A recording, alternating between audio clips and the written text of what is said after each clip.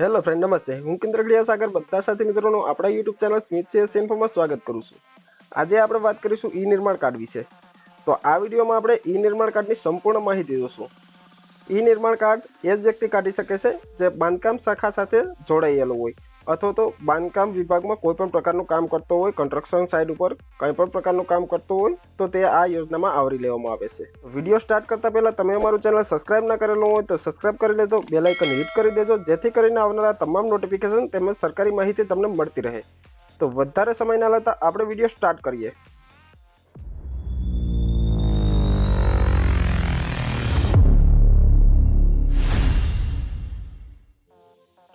સૌપ્રથમ તો આપણે બ્રાઉઝર ઓપન કરી લઈશું. ત્યારબાદ ટાઈપ કરીશું ઈ નિર્માણ.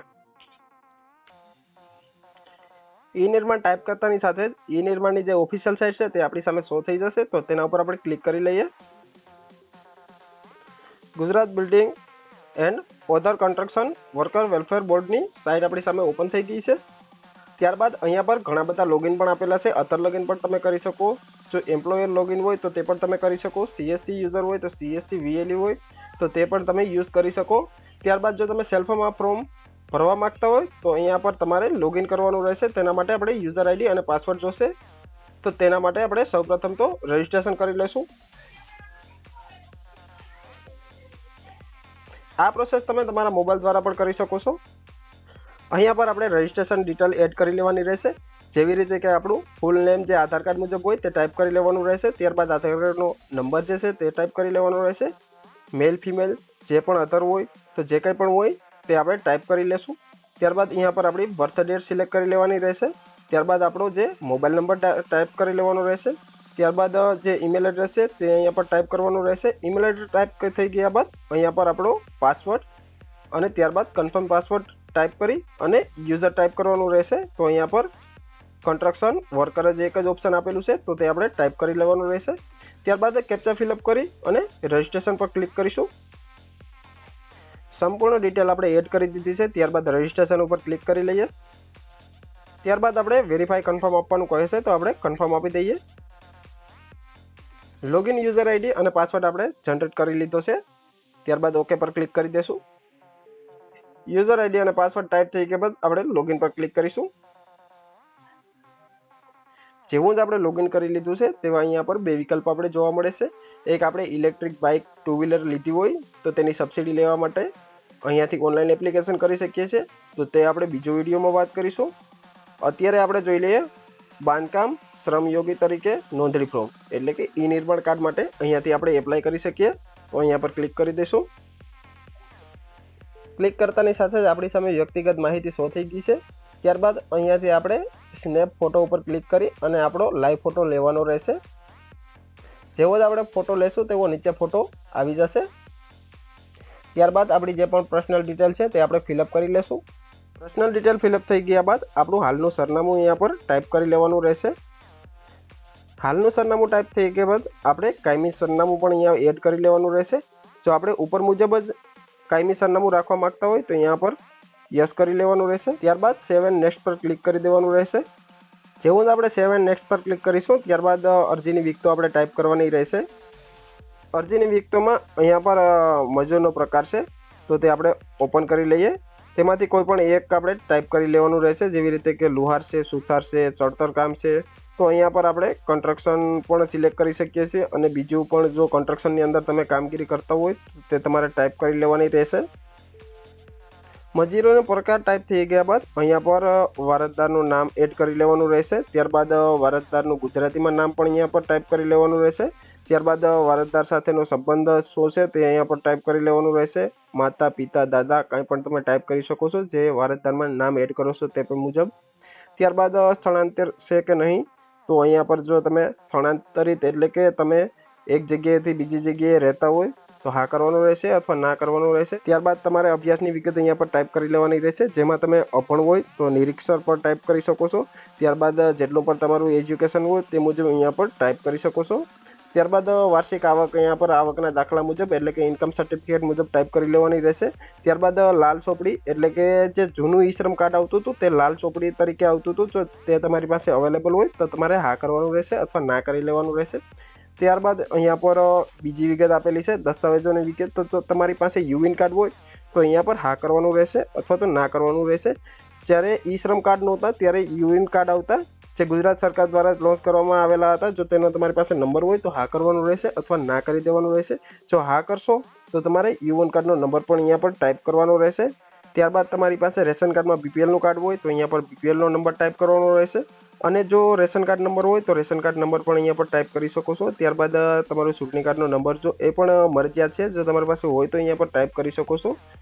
અને ત્યારબાદ મનરેગા જોબ કાર્ડ પણ હોય તો ટાઈપ કરી શકો છો. અને જે રેશન કાર્ડ છે કયા રાજ્યનું છે તો તેમાં આપણે જે પણ આપણું રાજ્ય હોય તે સિલેક્ટ કરી લેવાનું રહેશે. ત્યારબાદ આપણે આગળ વધી જઈએ. અહીંયા પર બેંકોની વિગત ટાઈપ કરવાની રહેશે, એટલે કે બેંકની માહિતી, કઈ બેંકનું તમારું એકાઉન્ટ છે, શાખાનું નામ કયું છે, તમારું કોઈ સિટીમાં શાખા પડતી હોય તો તે નામ પણ તમે ટાઈપ કરી શકો છો. અહીંયા પર તમારે આઈએફસી કોડ ટાઈપ કરવાનો રહેશે. ત્યારબાદ બેંક એકાઉન્ટ નંબર કન્ફર્મ કરવાનો રહેશે અહીંયા પર ટાઈપ કરીને.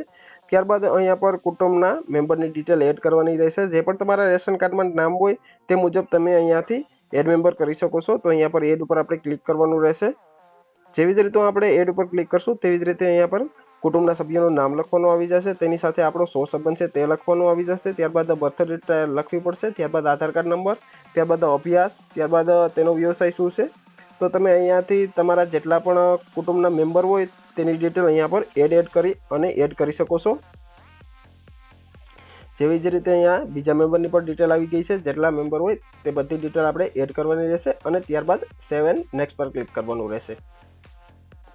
બધી ડિટેલ આપણે એડ કરી લીધી છે. ત્યારબાદ સેવ એન્ડ નેક્સ્ટ પર ક્લિક કરીશું. સ્ટેપ નંબર 3, અહીંયા પર આપણે અનુભવની વિગત ટાઈપ કરવાની રહેશે. જે પણ આપણો એક્સપિરિયન્સ છે તેનું આપણે 90 દિવસનું સર્ટિફિકેટ અહીંયા પર અપલોડ કરવું પડશે. જો તમારી પાસે સર્ટિફિકેટ ના હોય તો પ્રમાણિત પ્રમાણપત્ર પણ તમે અહીંયા પર અપલોડ કરી શકો છો. તો આપણે અહીંયા પર ડિટેલ જે છે તે ટાઈપ કરી લઈએ. અહીંયા પર જે સ્થળે તમે કામ કરેલું હોય તે સ્થળ અથવા સાઇટનું નામ ટાઈપ કરવાનું રહેશે. ત્યારબાદ તે સ્થળ છે, જે કામગીરી તમે કરી છે તે સાઇટ છે અથવા સ્થળ છે તો તેનું પૂરું સરનામું અહીંયા પર ટાઈપ કરવાનું રહેશે. ત્યારબાદ અહીંયા પર અનુભવનો સમયગાળો દિવસમાં લખવાનું થશે. તો 90 દિવસથી તો ઉપર જ હોવો જોઈએ. તેમજ કામનો પ્રકાર, કયા પ્રકારનું તમે કામ કરેલું છે, જેવી રીતે કે તમે કડિયા કામ કરેલું છે અથવા તો સોન્ટરની કોઈ પણ બીજી સાઇટમાં કામ કરેલું છે તો તે પણ અહીંયા પર ટાઈપ કરી શકો છો. ત્યારબાદ આપણે બધી ડિટેલ ફિલઅપ કરી અને સેવ એન્ડ નેક્સ્ટ પર ક્લિક કરીશું.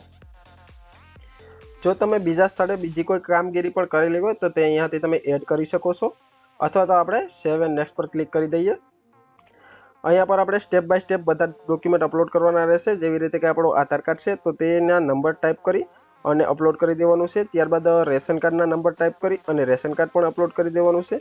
ત્યારબાદ ઉંમરના પુરાવા તરીકે તમે ચૂંટણી કાર્ડ પણ અપલોડ કરી શકો છો, ડ્રાઇવિંગ લાયસન્સ, પાન કાર્ડ અથવા કોઈ પણ એક ડોક્યુમેન્ટ અહીંયા પર અપલોડ કરવાનું રહેશે અને તેનો ડોક્યુમેન્ટ નંબર પણ ટાઈપ કરવાનો રહેશે. ત્યારબાદ ઓળખના પુરાવા તરીકે પણ તમારે કોઈ પણ એક ડોક્યુમેન્ટ અપલોડ કરવાનું રહેશે. અને ત્યારબાદ જે આવે છે મેઇન વિકલ્પ છે 90 દિવસ બાંધકામ શ્રમયોગી તરીકે કામ કરેલું છે તેનું સર્ટિફિકેટ જો તમારી પાસે હોય, કોઈ પણ બાંધકામ ક્ષેત્રે કામ કરેલું તમારી પાસે સર્ટિફિકેટ હોય તો તે અહીંયા પર અપલોડ કરી શકો છો. જો તમારી પાસે સર્ટિફિકેટ અવેલેબલ ના હોય તો તમે અહીંયાથી અરજી સાથેના બિડાણમાંથી સ્વયં કરેલ પ્રમાણપત્ર છે તેની નકલ ડાઉનલોડ કરી શકો છો અને તે ભરી અને અહીંયા પર આપણે અપલોડ કરવાની રહેશે. ત્યારબાદ બેંક એકાઉન્ટની ડિટેલ પણ અહીંયા પર તમારે એડ કરવાની રહેશે. તો પાસબુક અથવા કેન્સલ ચેકનો ફોટો છે તે અહીંયા પર અપલોડ કરી દેવાનો રહેશે. અને બધા ડોક્યુમેન્ટ અપલોડ થઈ ગયા બાદ આપણે સેવ એન્ડ નેક્સ્ટ પર ક્લિક કરવાનું રહેશે. તો ફટાફટ આપણે બધા ડોક્યુમેન્ટ અપલોડ કરી દઈએ. સક્સેસફુલી ડોક્યુમેન્ટ અપલોડ થઈ ગયા બાદ આપણે સેવ એન્ડ નેક્સ્ટ પર ક્લિક કરીશું. ત્યારબાદ નિયમો અને શરતો આવી જશે, તેને આપણે એગ્રી કરવાની રહેશે. નિયમો અને શરતો એગ્રી થઈ ગયા બાદ સેવ એન્ડ નેક્સ્ટ પર ફરીથી આપણે ક્લિક કરી દઈશું. સફળતાપૂર્વક આપણી એપ્લિકેશન સબમિટ થઈ ગઈ છે અને આપણી જે અરજી ક્રમાંક નંબર છે તે પણ અહીંયા પર આવી ગયો છે. તો તેની પ્રિન્ટ પણ અહીંયાથી આપણે ડાઉનલોડ કરી શકીએ છીએ. તો સૌપ્રથમ તો આપણે પ્રિન્ટ ડાઉનલોડ કરી લઈશું. અહીંયા પર આપણું સ્ટેટસ પણ આવી ગયું છે. અહીંયાથી અરજીની વિગતો ઇંગ્લિશમાં પણ આપણે જોઈ શકીએ છીએ, અહીંયાથી ગુજરાતીમાં પણ જોઈ શકીએ છીએ. ત્યારબાદ અહીંયાથી પ્રિન્ટ પણ ડાઉનલોડ કરી શકીએ છીએ. ત્યારબાદ આપણો અરજી ક્રમાંક નંબર પણ અહીંયા પર લખેલો આવી ગયો છે. ત્યારબાદ અરજી કરેલની તારીખ લખેલી છે. ત્યારબાદ આપણી જાતે લખેલી છે તેમજ મોબાઈલ નંબર અને જે અરજીની સ્થિતિ છે હાલની કે અરજી પર અત્યારે કામ ચાલુ છે તે સ્ટેટસ પણ શો થઈ રહ્યું છે. ત્યારબાદ અત્યારે આપણી જે અરજી છે તે પેન્ડિંગમાં છે. તો તમારે હવે કામ એ કરવાનું રહેશે કે તમારા નજીકના CSC સેન્ટર પર જવાનું રહેશે અને CSC સેન્ટર પર જઈ અને તમારે તમારી જે અરજીના ડોક્યુમેન્ટ અપલોડ કરેલા છે તે બધા ડોક્યુમેન્ટ અને અરજીની ડિટેલ જે એપ્લિકેશન છે તે વેરીફાઈ કરાવવાની રહેશે. તો તેની પ્રોસેસ પણ હું તમને જણાવી દઉં. તમારી પાસે CSC હોય તો તમે ખુદ પણ વેરીફાઈ કરી શકો છો. તો સૌપ્રથમ તો આપણે હોમ ઉપર આવી જવાનું રહેશે. હોમ ઉપર આવી ગયા બાદ જે આપણી પ્રોફાઇલ છે તેને આપણે લોગઆઉટ કરી દઈશું. ત્યારબાદ અહીંયાથી CSC લોગિન કરી લેવાનું રહેશે. CSC લોગિન કરી લીધા બાદ અહીંયા પર અલગ અલગ વિકલ્પ આપેલા છે, જે આપણે સિટીઝનનું સ્ટેટસ પણ અહીંયાથી ચેક કરી શકીએ છીએ. અહીંયાથી સ્કીમની વિગતો પણ સિલેક્ટ કરી શકીએ છીએ અને ત્યારબાદ CSC પર ક્લિક કરી દેવાનું રહેશે. ત્યારબાદ વેરીફાઈ એપ્લિકેશન પર ક્લિક કરીશું. અહીંયા પર જે ડિસ્ટ્રિક્ટની તમે એપ્લિકેશન જોવા માંગતા હોય તે ડિસ્ટ્રિક્ટ સિલેક્ટ કરી લેવાનું રહેશે અને ડેટ સિલેક્ટ કરી લેવાની રહેશે. તો આપણે આજે જ એપ્લિકેશન સબમિટ કરી છે તો આજની ડેટ જ અહીંયા પર ટાઈપ કરી દઈશું. અહીંયાથી ડેટ સિલેક્ટ કરી લીધી છે. ત્યારબાદ સર્ચ ઉપર ક્લિક કરી દઈશું. સર્ચ ઉપર ક્લિક કરતાની સાથે જ અહીંયા પર બધી અરજીઓ શો થઈ જશે. તેમાંથી જે આપણી એપ્લિકેશન છે, જે આપણે એપ્લિકેશન કરેલી છે તેની વેરીફાઈ કરવાની રહેશે. વેરીફાઈ કરવા માટે આપણે ડોક્યુમેન્ટ ચેક કરવાના રહેશે. અહીંયા પર આપણા બધા ડોક્યુમેન્ટ પણ શો થઈ ગયા છે. તો અહીંયાથી આપણે વ્યૂ ડોક્યુમેન્ટ કરી અને બધા ડોક્યુમેન્ટ જોઈ શકીએ છીએ. ત્યારબાદ અહીંયા પર વેરીફાઈના ટિક માર્ક પર ઓકે કરવાનું રહેશે.